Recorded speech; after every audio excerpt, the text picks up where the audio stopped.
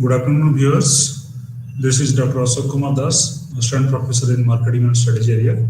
And today our topic of discussion is going to be a very interesting one, sales organization. And this is part of your MMPM 02, Block 4 and Unit 13. So for the next 1 hour, let's try to understand what sales organization is, why does it really get an importance in the entire hierarchy of the organization, why this is really going to be having the effectiveness, and how exactly organizations are really going to constitute a sales organization of their own. So let's try and study further. What is the purpose for which sales organizations have been constituted? I think the only reason for which you are going to be having a sales organization of your own is to have the organizing ability for the sales force for achieving the enterprise sales objectives. Now, what is the enterprise sales objective? The enterprise sales objective is not always defined in terms of numbers. It is not really given, this particular territory is going to be generating that amount of sales, or this particular range of products are going to be giving me this kind of sales in a given financial year. This might be sounding pretty simplistic, but the fact is, sales objectives are not really going to be always converted into numbers. Rather, it is going to be total impact that sales is having in the market. How does it really satisfy the customer? How does it really kind of get along with the customer psychology? And how, of course, the salesperson has been instrumental in shaping the customer's thinking, and how well the customer has really volunteered to really try and take the product, the service that is being delivered by the company.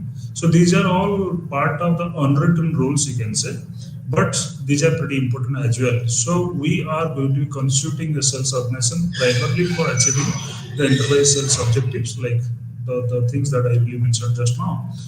And in this entire 1 hour of session, we are also going to try and focus on types of organization structures, design for effective coordination, and many more other things which might be really coming during the course of discussion. So what is the need for sales organization? Fundamental thing is sales organization is something which really tries to bridge the gap between market and firm's productive capacity. So what does the market want from the sales organization? The sales organization is not only going to be giving them the product and services, rather it is also going to be committing to the customer, look, this is my product or this is my service, and I stand by the quality of my product and the quality of my service. I can assure you that you are going to be getting continued support from me so long as my products or my services are in the market.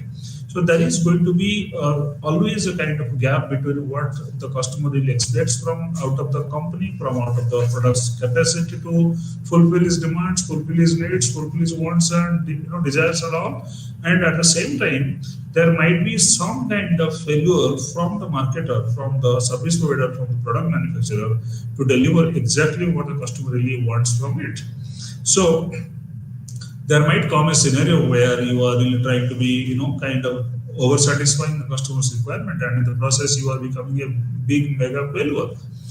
There was a time when the car production and the gases, the LPG connections, there was a huge gap between the demand and the supply. If you go back in your memory lane into the year of, let's say, 84, 85, when Maruti came to the country of India for the very first time, and there was a kind of a queue in the market to really try and get your first car.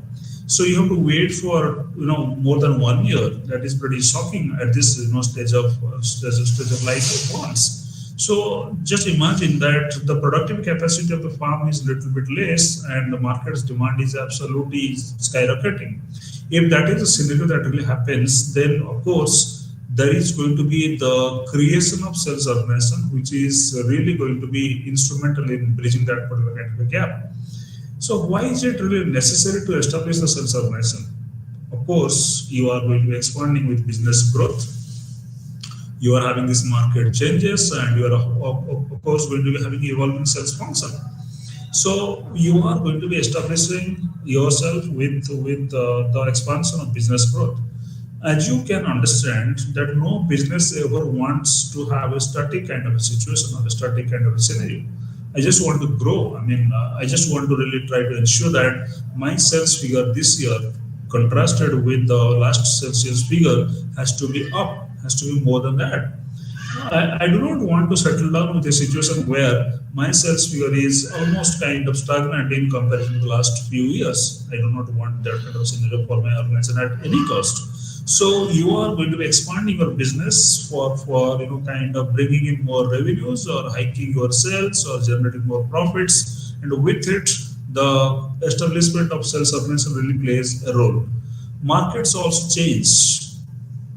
Well, if you take every decade as a time frame, like starting from 1970 to 80 to 80 to 90 onwards, if you start taking, what, sorry, one particular decade as a kind of indicator, and you see the kind of products that were really doing the best selling in the market and the kind of products that is really selling the highest the next decade, you'll understand that there is a quantum shift. There is almost a kind of a total kind of a shift.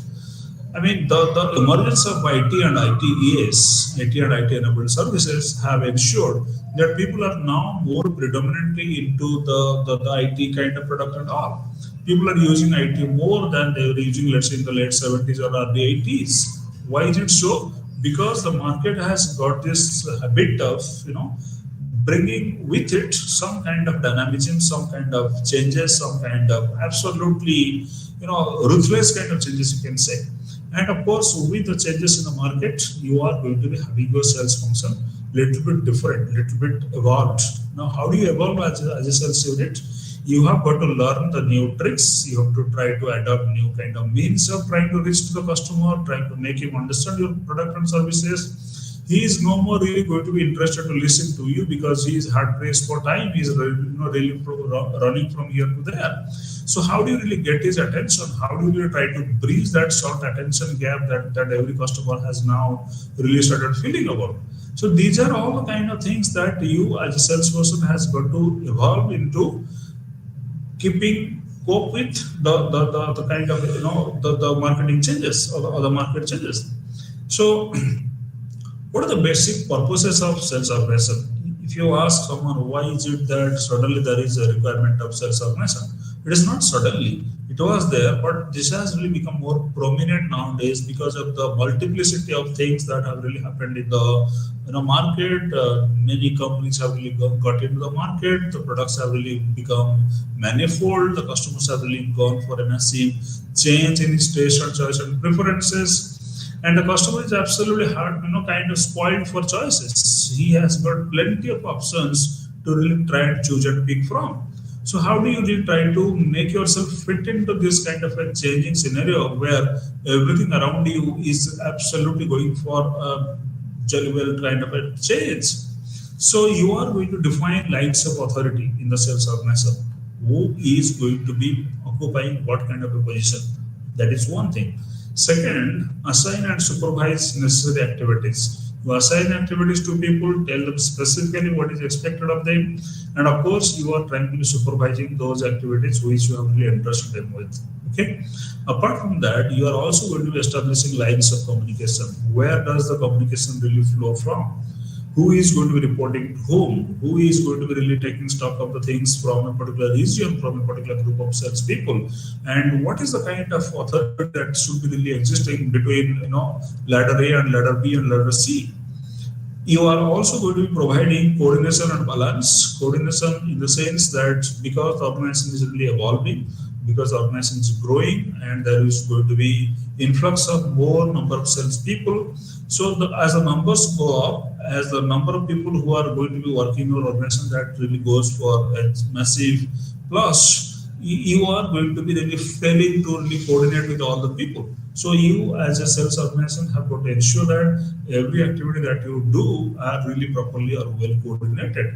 Apart from that, you are also going to be balancing out things. Now, for example, if you understand that the number is absolutely becoming uncontrollable for you, then you have got to really try to come up with a trick or a kind of method by which you are going to be balancing out things. You are also going to be more importantly offering insights into avenues of advancement, because you are too specifically focused on sales and sales only. So you are also going to be understanding in which way the market is changing or where from the drift is really coming from, coming and all. Now you are going to be really creating those kind of opportunities in your sales organization, or you are trying to be informing your own people, look, this is the way the market is shifting, and I can smell that, well, 5 years down the line or 10 years down the line, the market is going to be completely different. Now we have to really try and take stock of the situation from day one to day. And we can think of some kind of advancement that is really going to be inevitable for the organization to really have. And you can also economize on executive time. The executive, I think, should be really spending very less time on the nitty-gritty of the organization, and more productive time should be spent on planning it out, trying to give it a shape, trying to give it a direction, trying to give the entire organization a sense of purpose. So the executive time is more precious. So it has got to be utilized in things which he only can do, or she can only do. Now, my time should not really be spent on the mundane, routine, boring, humdrum kind of activities, which really doesn't really add any kind of meaningful or substantial kind of value to the entire productivity of the organization. That has got to be understood. How do you develop a sales organization? There has to be a process. I mean, you have got to do step one, step two, step three, and step four. Now, what is step one is you have got to define sales organization objectives. Why do you exist? What is the purpose of your existence? Are you simply trying to be maximizing your sales and be happy with it? Are you simply going to be selling your products more in volume and be happy with it? Are you really going to be doing just the routine activities and feel, well, I have done my job for the day and that's it? No, it's not really restricted to that. So you as a sales organization have got to define your objective. Why have you really constituted a separate entity called your sales organization? Find out. Identify necessary activities, what needs to be done so that the objective with which the entire organization, the entire sales organization is set is really going to be kind of getting activated with. Decide positional levels. So how many hierarchies you are going to be having, how many reporting authorities you are going to be creating, and how many people are going to be reporting to one single individual, and how many groups of individuals are going to be reporting to a senior level and all. These are all very intricate, not trivial. These are very intricate, very complex, very important issues which have got to be addressed by the sales organization, because wrong reporting or an ineffective reporting can spoil the entire chance of the organization success. So you have got to really try to decide on the positional levels at all stages. Assign positions to personnel. You have got people, now you want to really give them responsibilities, put them in the right places. So it's a pretty old-fashioned way of really trying to understand the same thing, that you have got to find out the right person for the right job in the right place. If you are doing it, then you have really done 50% of your entire success story.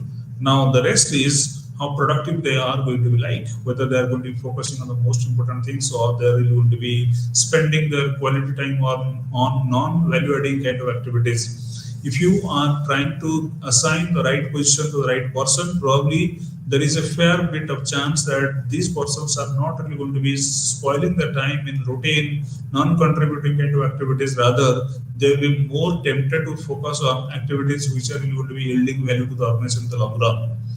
So there is always a debate between, should we go for centralization or should we really go for decentralization? Centralization, as you must understand, is a process where you are going to be putting the power on a few selected groups of people. Decentralization is just the opposite of it, where the power is really going to be flowing down to each and every individual groups. And as it really goes down, the responsibility also becomes pretty much clear.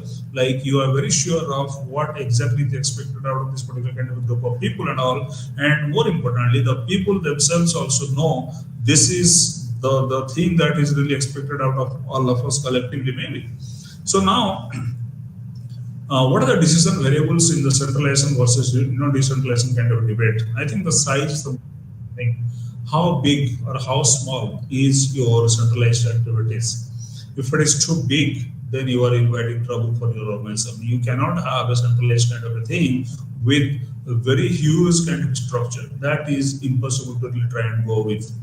And cost is pretty important. In case of centralization, your cost a little bit less, but in case of decentralization, it is a little bit more. We are going to be approaching that particular kind of debate later on, but for the time, let's understand that in centralization the size may be kind of little bit less in comparison to the decentralization kind of way of functioning, and in centralization the cost might be little bit less in comparison to the decentralization kind of a thing.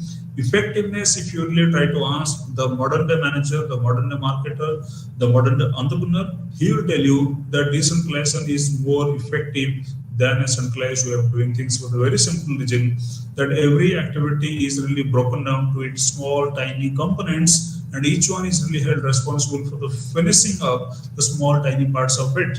So as you really go down, deep down in the centralized and decentralized kind of debate, you'll understand that decentralization helps people to really feel more empowered, and they feel empowered. So they feel that they are a part of the decision making process. They are part of the decision making, kind of groups of people and all, and they feel that this organization is not where I'm just trying to put in my effort. Rather, I really belong to this organization, or this organization is again going to be totally, completely, fully dependent on me for its success or for its failure. So there is a sense of ownership if you really decentralize things a little bit more. Of course, you have to really try and choose the right person for the right job. You cannot just, for the sake of decentralization, keep on decentralizing things and putting the wrong person in the most important kind of a seat, or in the most important kind of workstation. It is not really advisable for doing that. And this can also be a competitive necessity. Now, what is a competitive necessity? Because you see that there are organizations in the market who are really your close competitors, and they are really going to be giving you a run for your money. Then you understand that, well, because that organization is so lean and mean and thin, I have got to be really equally lean and mean and thin. Otherwise, I have got to really kind of throttle the entire decision making process at my end. I do not want that. There should be a decision which has to be taken pretty quickly and is being delayed because of the so-called hierarchy, the so-called chain of command, and stuff like that. Just give me 10 seconds.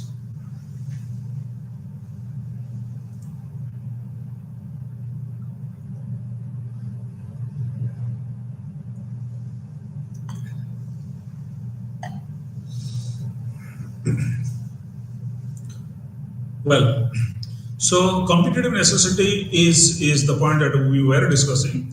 How does it become a competitive necessity? Because if you do not take decisions pretty quickly, and if you really do not execute your plans much ahead of your best competitor in the market, or if you are not really so much of market savvy or tech savvy, or really kind of understanding the consumer psychology better than your competitor, you are really going to be losing out in the entire game of in the entire game of the your business to be run successfully. So what you need to do is you have got to really try and go for a decentralization route, because that is really facilitating your activities much more better than if it is a centralized way of doing things. Now, let's understand what are the basic types of organizational structure. You have got line sales organization, where the basic form with vertical chain of command. Now, what is a vertical chain of command? What is chain of command, by the way? Chain of command is the flow of decisions, the flow of orders, the flow of ideas, which really takes place from the top to the bottom generally. Maybe a little bit old fashioned, but the fact is still there are plenty of organizations who are still in the mode of trying to make the decisions, the ideas, the commands flow from the top through the middle to the bottom.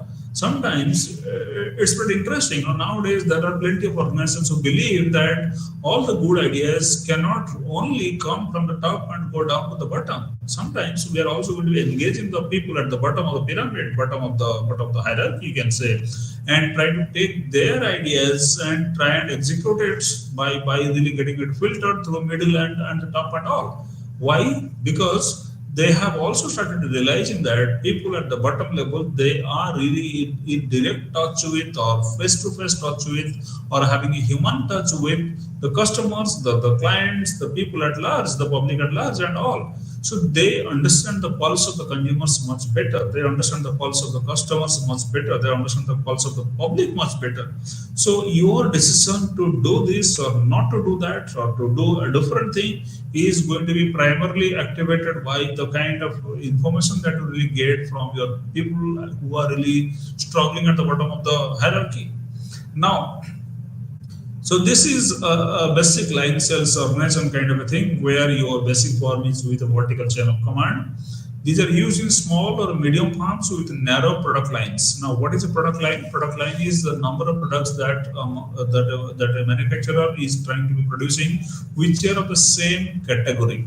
Like for example, you can talk about all the soaps being produced by company X, all the shampoos being produced by company Y, all the detergent powders being produced by company Z, all the shampoos, all the soaps, all the detergent powders, they are part of your product line.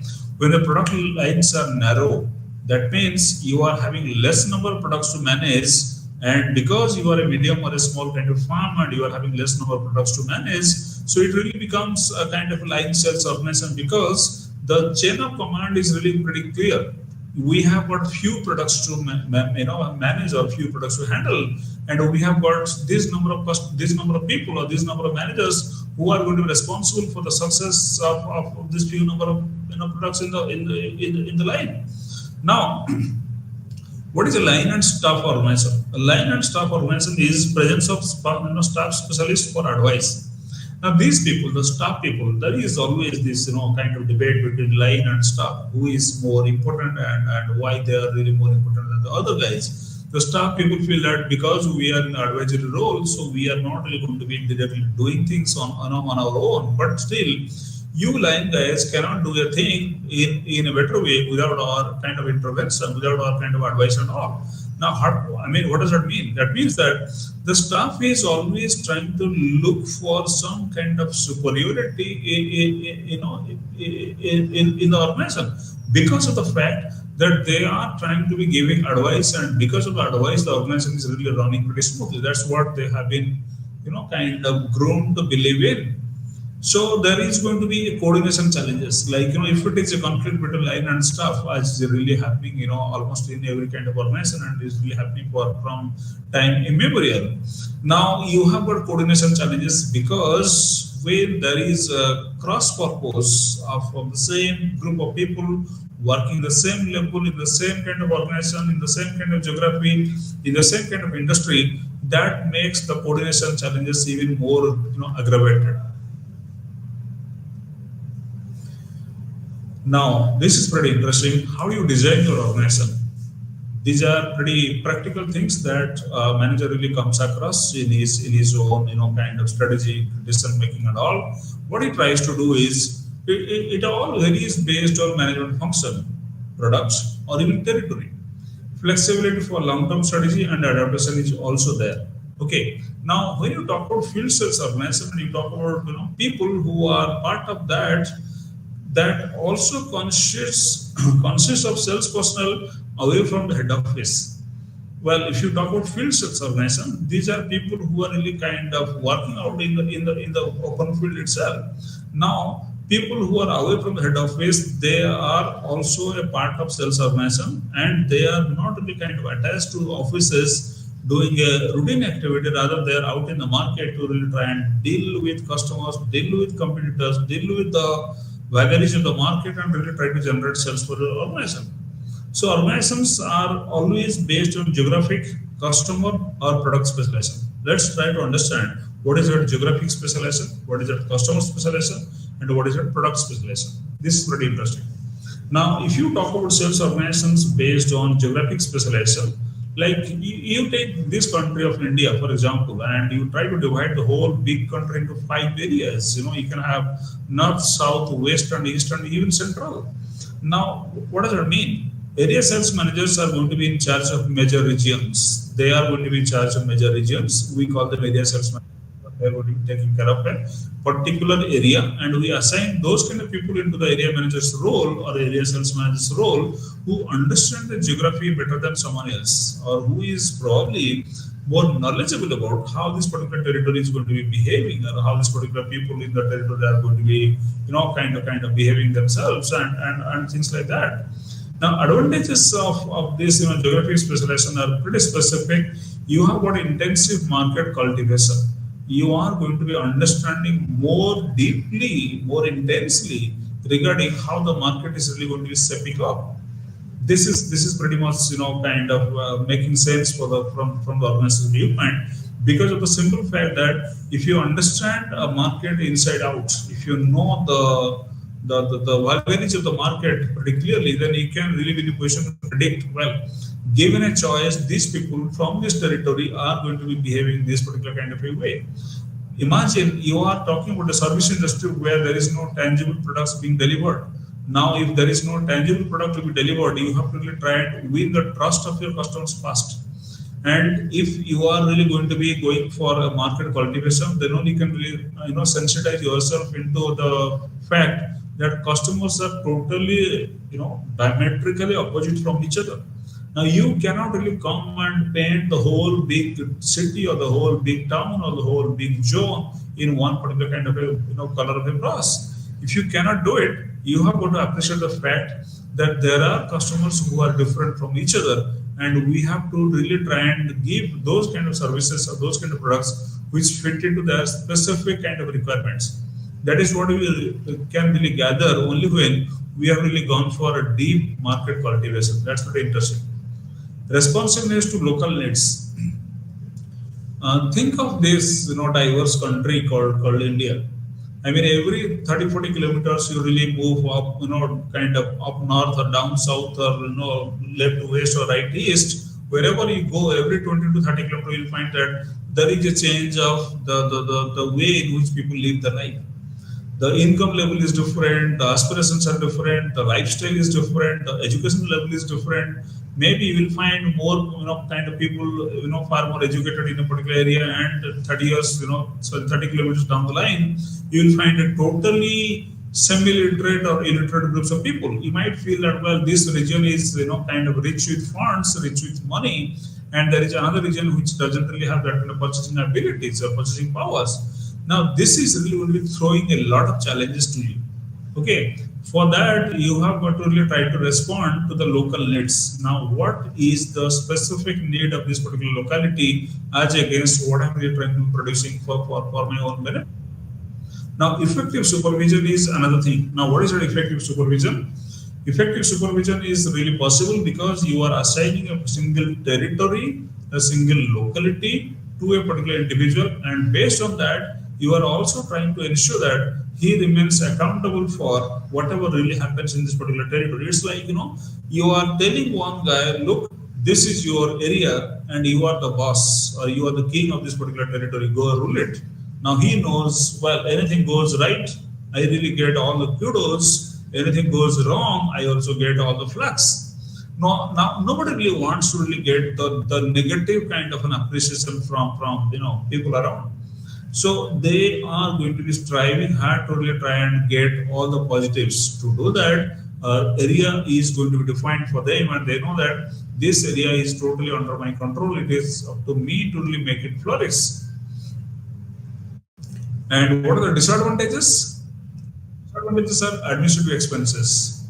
Like you have got many territories in a big country like India, you have got plenty of territories where there are going to be n number of offices. That's administration expenses going on.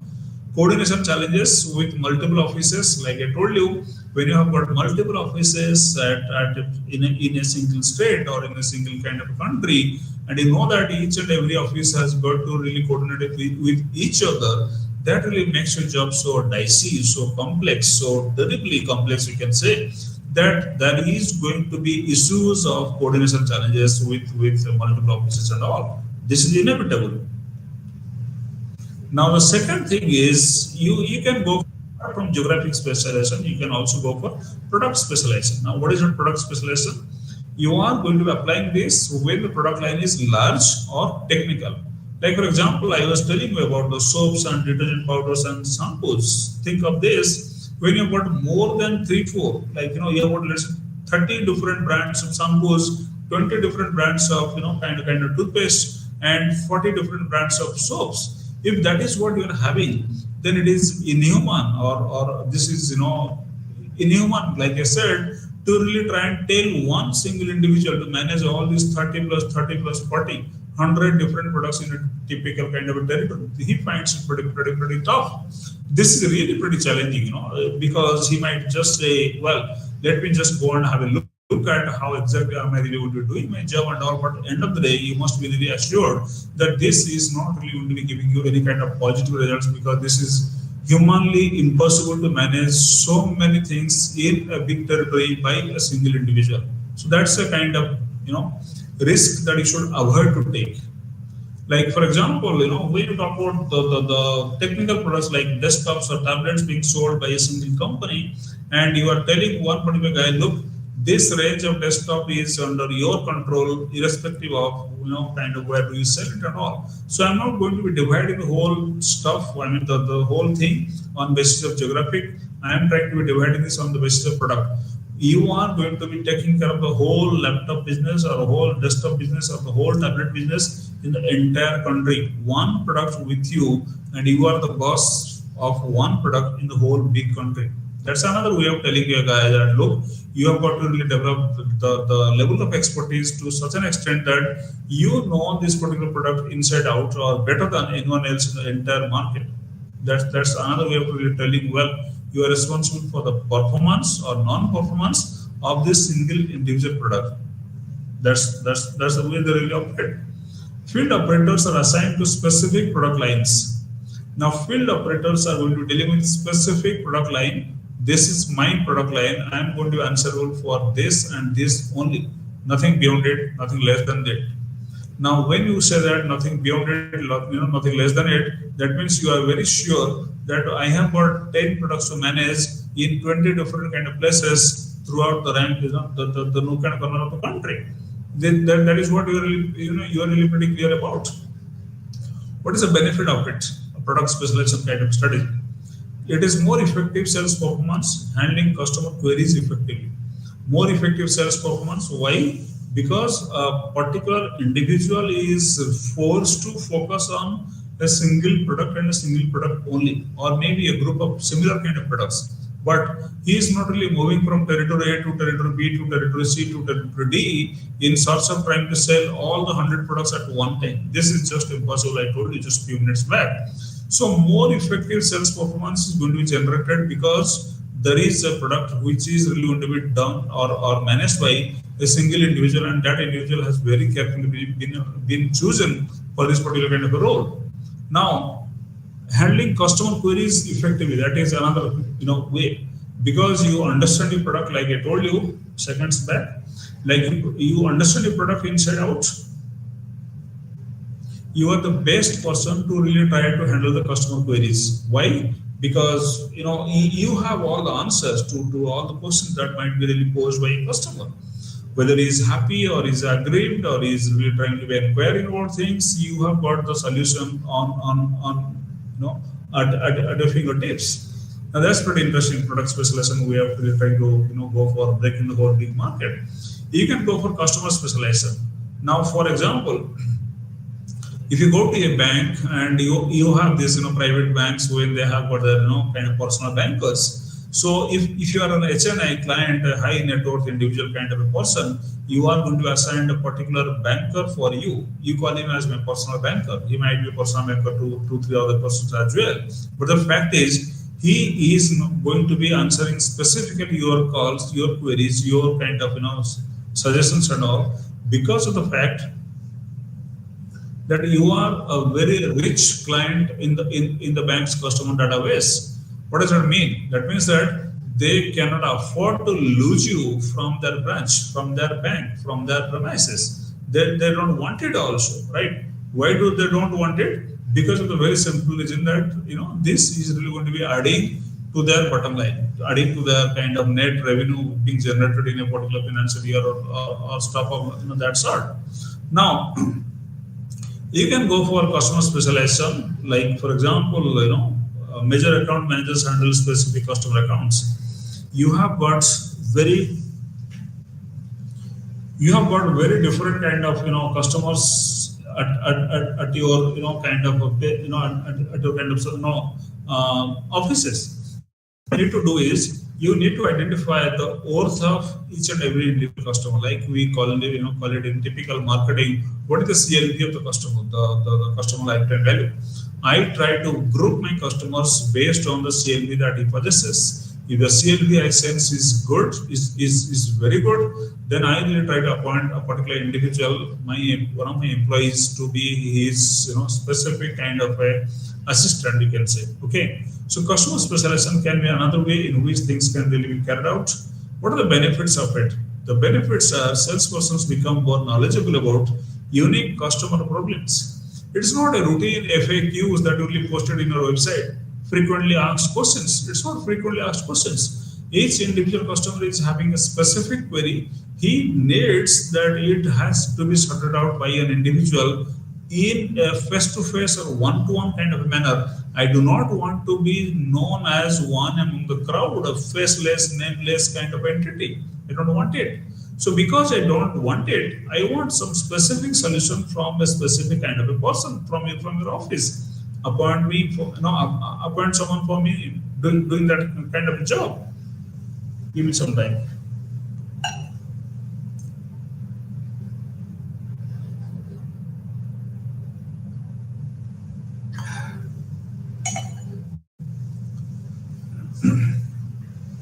So like I told you, every customer is having a problem, and each problem is different from the other customer's problem, right?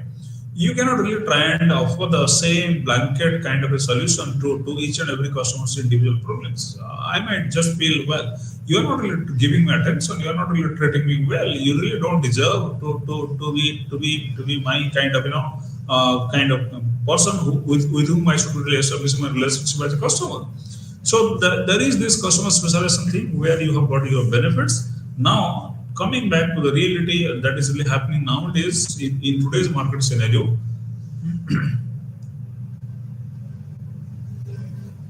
Now in contemporary organization design, you have got horizontal organization.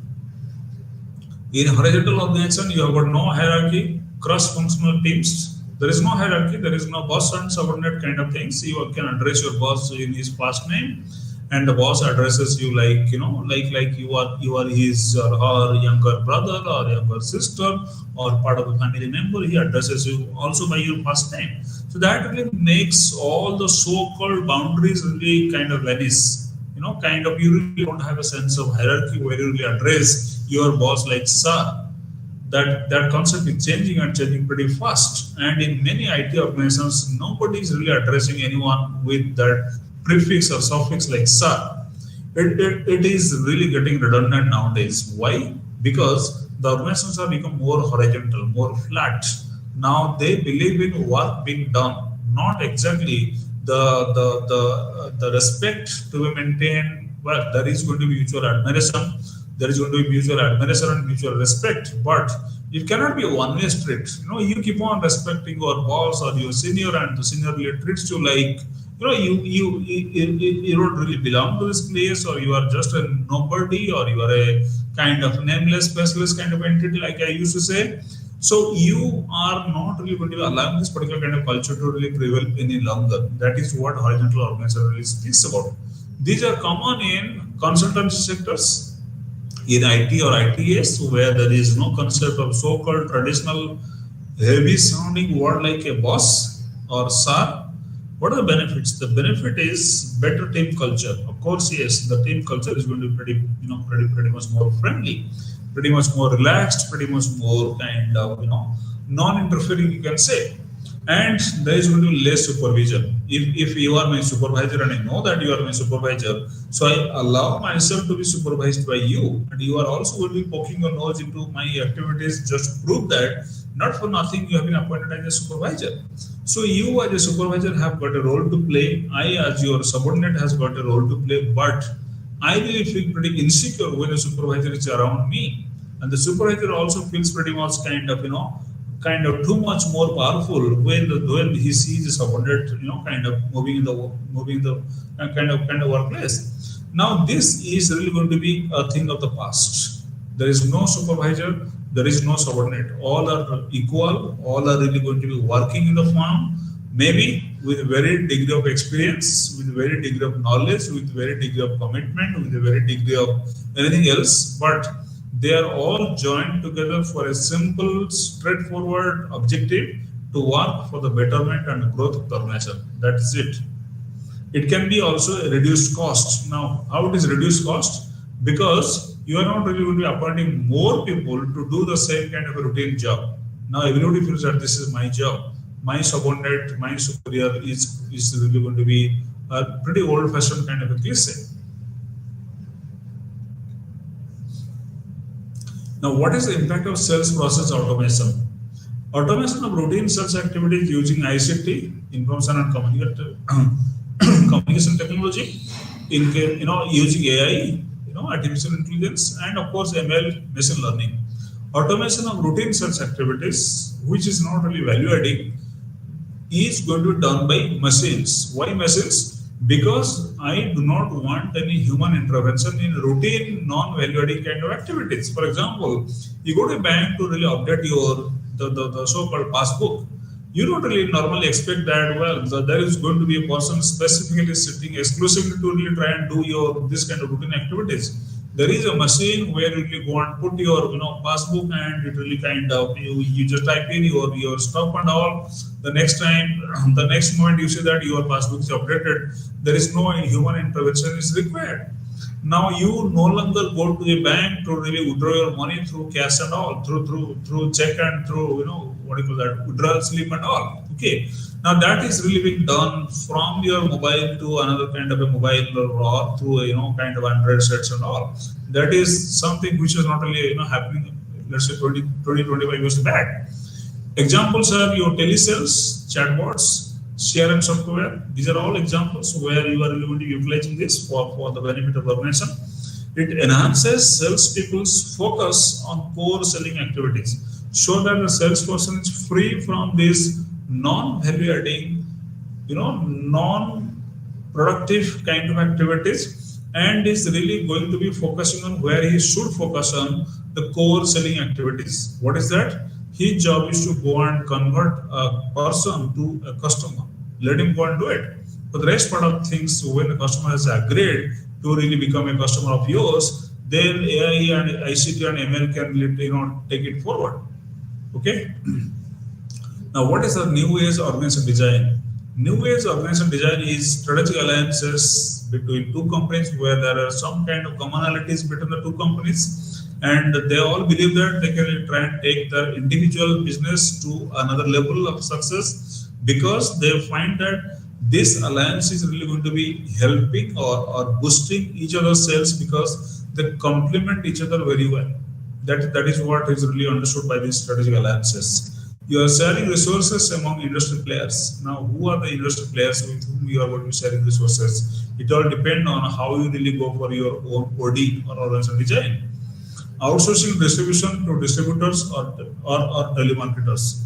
You are not going to be doing this, like I told you, routine activities. Distribution is a pretty routine activity. Let it be done with the distributor or the telemarketer. Once you are really going to be able to get a customer or get a client, now how does the client get its stuff is the job of the telemarketer or the distributor, people who are really going to be in touch with the customer, to make him, kind of realize that yes, we do care for you, we have really high respect for you, we understand your sentiment well, so all this stuff. Now it is up to the telemarketer or the distributor or the distribution center which have been outsourced to really try and deliver value. What are considerations over here? The considerations may be cost, service quality, and brand impact. Now, the costs is a major kind of consideration for the simple reason that if you are having high amount of a cost and the service quality is also pretty good or pretty poor, it is also going to be impacting your brand value as a company, brand value as a product manufacturing unit, you can say. Okay.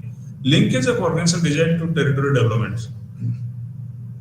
How do you really kind of understand what a territory is? Territory is defined based on geographic location, industry, product use, buying method, or distribution channel. Now, what is that geographic location? Geographic location is a physical locality area in which you are trying to do your business. That's the geographical location. Industry is the broad industry to which you really belong to.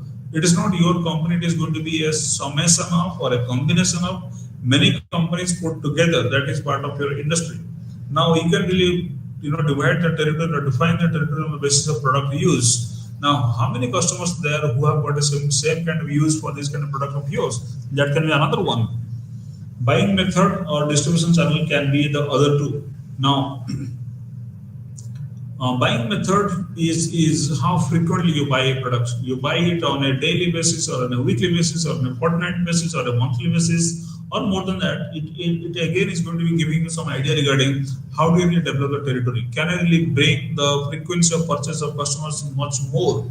Can I really make them come to my store much more frequently? Can I really make them buy more pricey things at one time, or can I really try and make them buy more number of units at one go?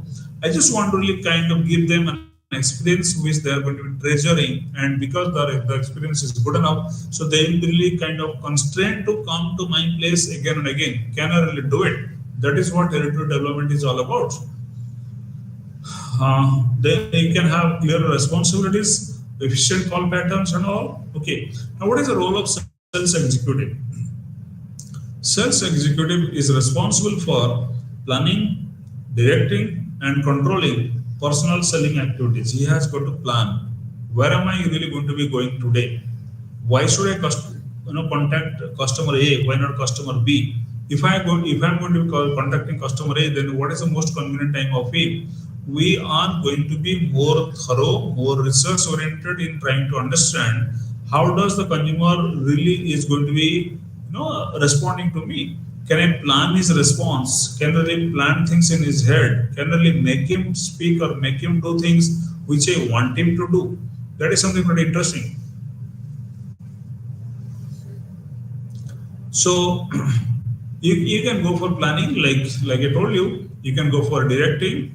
You are directing your juniors, this is the way to do things. That is not the way to do things. This is the best time to really try and go for a sales call, or this is the worst time to really try and go for a sales call.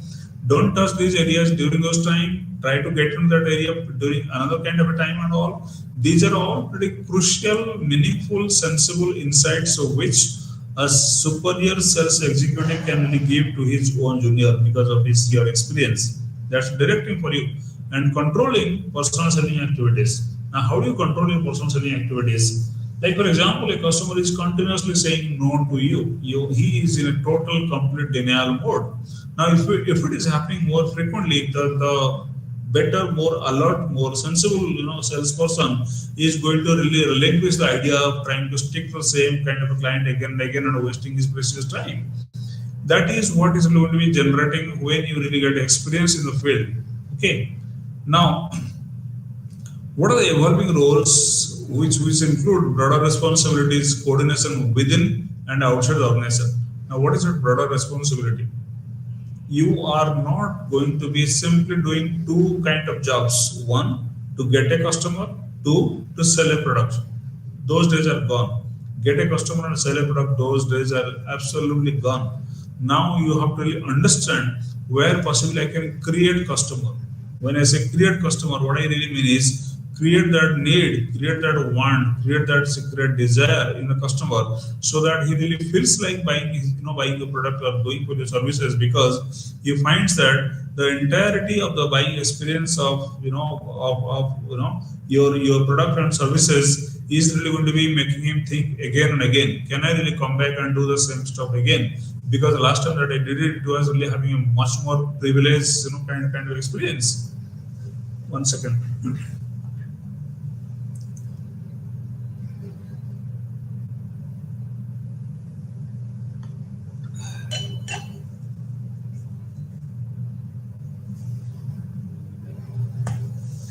Now, what are the coordination within and outside the organization? That's what I discussed. What are the functions? Operating and planning functions vary based on company size, product type, and management expectations.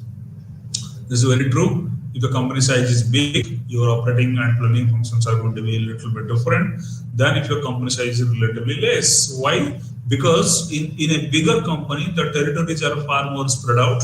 The range of product that is available for sale is even more bigger, and the number of people who really work in a bigger company is of course more. So for that, your operating and planning functions have to be totally different, totally at a higher level, because of the reasons that I just told you now. the product type, like are you going to be dealing with a very sophisticated technical product, or it is a routine kind of a, a habitual kind of a product? If it is a routine kind of a product where the customer really is not eager to learn more about the technicalities involved in it, for example, when you buy a soap, maybe you just have got one thing in your mind: is it an Ayurvedic soap or a non-Ayurvedic soap? Is it really something which really kind of kind of kills germs and bacteria, or is it just a beauty soap? You do not really go into the intricacies of how soap exactly is being manufactured, what is the specific, chemical compositions of it and all. Take another example like salt. You buy salt because you just need it. I mean, probably 80% of the customers are not aware exactly how salt is being created, or they're not really interested in this also. And like I told you, it all depends on the product type. If the product is a pretty easy kind of a product, pretty non-technical kind of product, and it really doesn't require a lot of intelligence involved to really try to figure out how exactly the product is really going to be, kind of selling in the market. So better you try not to get into those complicated way of really trying to understand a product. And of course, the management expectations. What is the expectation that the management is having from the particular sales executive? Is he trying to generate more sales and just do it? Or is he really trying to be bringing in more kind of a relationship with the customers? Or is he really trying to be making him cover more geographical territories? Or is it really trying to be, getting the more of number of products of one particular product category maybe being sold and revenue being generated? Or is he really trying to really get him more, focused on all the ranges of product that he's really carrying in his bag? Now, this is something very interesting. What is the management expectation from a salesperson? So sales manager as a coordinator, you are going to be coordinating with promotion management, distribution channels, and pricing functions. That is pretty complex. You are going to be helping your products being promoted. You are going to be doing this advertising, sales promotion, personal selling, public relation, publicity, propaganda, a lot of things. You are going to be managing the whole show. Why? Because you want that your products should really go and do the talking on your behalf. You are also going to be managing the most complex distribution channels. You can go for zero level, you can go for first level, you can go for second level, you can go for third, fourth, stuff like that. What does it mean? That means you are going to be going for one level channel, means you are going to be having one intermediary between you, the manufacturer, and the customer. If it is two, you are having two intermediaries. If it is five, you are having five different kind of intermediaries between you, the manufacturer, or the service provider, to the customer. So the more the distribution channels, the more complex it really becomes. For example, if you have got 4 or 5, kind of intermediaries in between you, the manufacturer, and the customer, then you have got to try and collect information, try to give them bonuses, give them commissions, give them benefits, so that they feel eager to really store your product, or rather, they are really going to be more inclined to give preference to selling your products ahead of the competitors in the market. The truth be told, probably distribution channels are the most effective group of people or group of intermediaries who are going to be making or marrying your entire kind of product success or failure, purely because of the fact that they are the people who are in direct touch with the customers. They understand the pulse of the customer like nobody else. They know what exactly the customer can really be, kind of made to believe in. Imagine that you really do not have a very clear-cut choice regarding which product to buy from a particular kind of a store. You go and ask the storekeeper or the store owner pretty innocently, "Can I have an AC, please?" He senses that this man is absolutely indecisive or undecided regarding the brand of AC that he's going to buy. Now, what does he tell? He tells you, "Look, this is a new brand of stuff that has come to the market. More number of people are buying it, and I'm really storing it. This really gives you clean air, cool air, blah blah blah." He tells you a lot many things about the particular brand of an AC.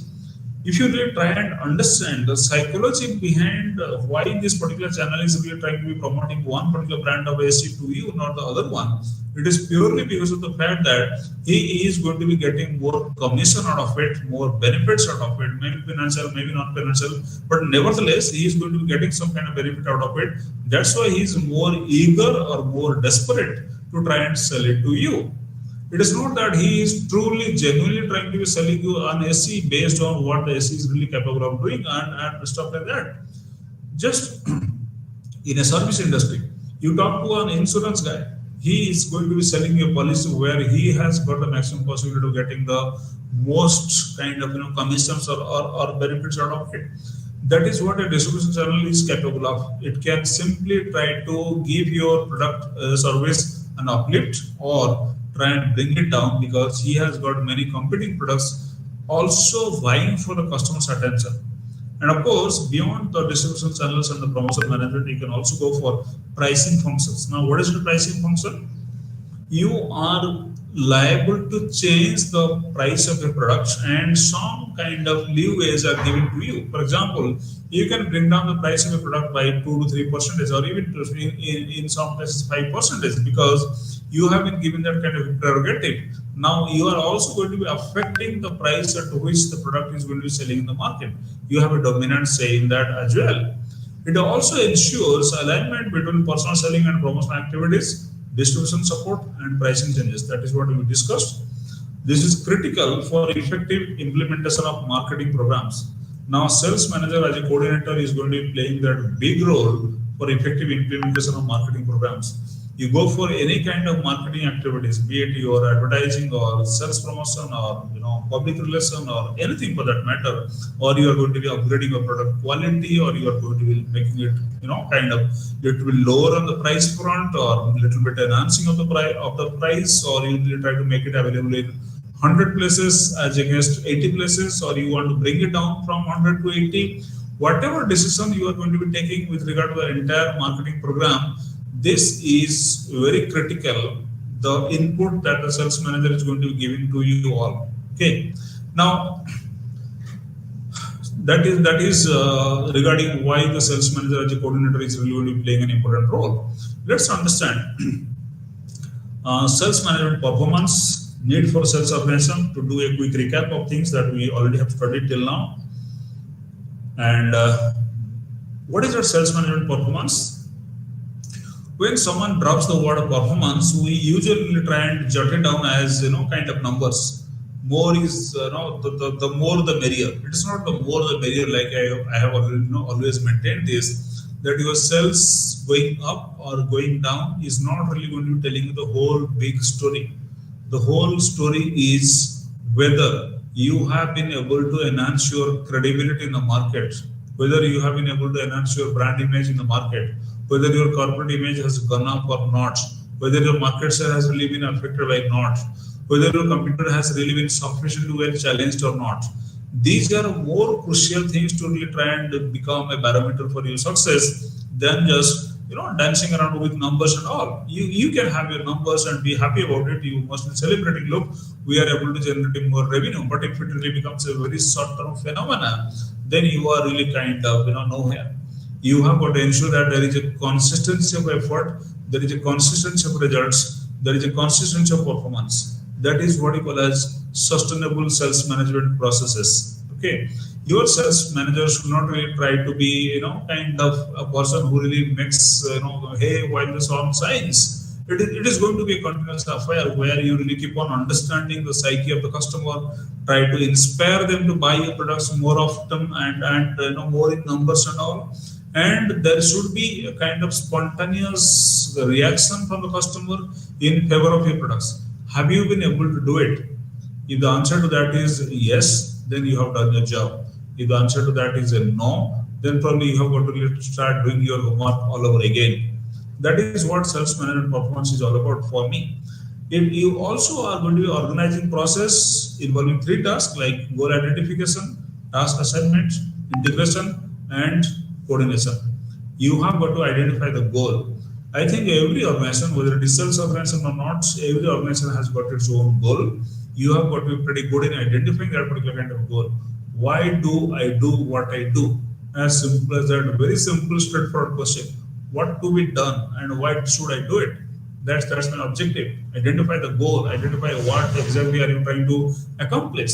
And to do that, to accomplish that, you should really be performing certain kind of small tasks. Now, what are those tasks? You have got to identify those tasks as well. And you have got to integrate and coordinate the things, because everything that you do cannot really operate in a vacuum. You have got to really try to have that kind of skill sets where you are able to integrate all the activities together, and of course you have got to coordinate with many people down the layer or up in the layer of the organization. What is the need for sales organization? Like we have discussed, we also have understood that sales organization development is very crucial and very necessary, because of the fact that sales is a separate entity, is a separate function which has to be given its own due importance. And we also discussed types of sales organizations, like explored basic types and specialization based sales organizations. We try to break it down into three components, like geographic, product, and customer specializations. And we also had a discussion regarding why the sales organizations are becoming increasingly important. And we also thrown some light on contemporary organization designs, role of sales executive, and functions of sales manager. That's all from today's session. Thank you so much for your patient hearing. You have been a nice